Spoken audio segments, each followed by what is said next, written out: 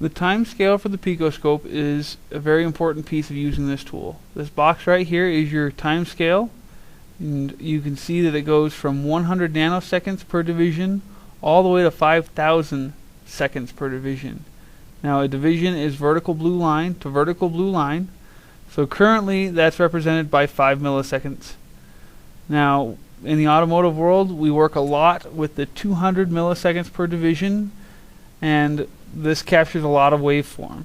And as you can see up here at the top of the screen, there's this little box right here, and this box continues to roll over, and this is the buffer. This is all the waveform that the Picoscope has currently captured that you have set up. And if you miss something, you can go back or go forward, and that way you can get in and see it.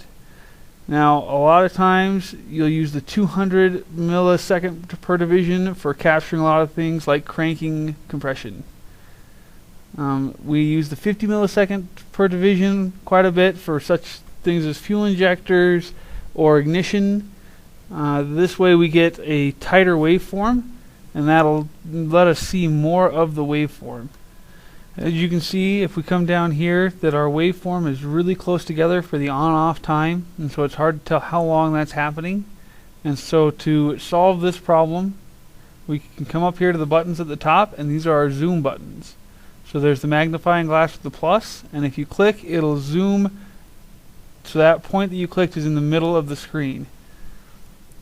And then you can zoom out with the magnifying glass with the minus.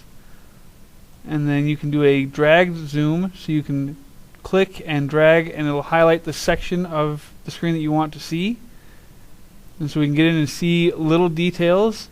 And this one up here at the top zooms out, so that way you go back to the basic screen that you started out with no problems.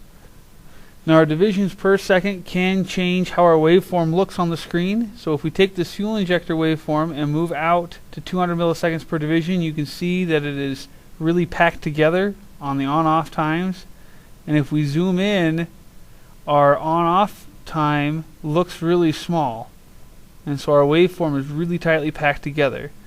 But if we were to zoom out and go out to go back to the 50 milliseconds per division that we were working with, you can see that our waveform, our on-off time, has gotten much bigger, and you can see more detail. This is important for when you're looking for small problems in a waveform.